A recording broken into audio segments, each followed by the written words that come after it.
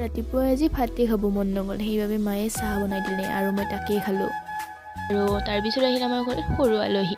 সি আমালৈ নাহেই, কিন্তু আজি চকলেট দিম বুলি কৈ আনিছে। আৰু ই মাহী বুলি নকৈ মোক মা বুলি কৈছিল জানেনে। আৰু সি যাবলৈ ওলাই মোক টাটা দি আছে। সি মোক ভাল পাইছে, চকলেট দিলোঁ যে তাক, সেইবাবে।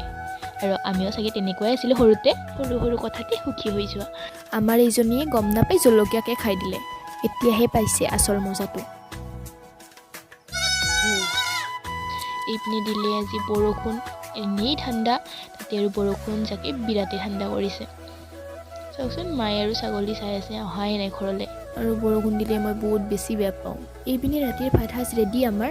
বেঙেনাৰ লগত আলু পিটিকা, মাছ আৰু দালি আছিল। ভাত খাই উঠি তামোল খাম বুলি ভাবি নাপায় আমলখিকে খাই দিলোঁ।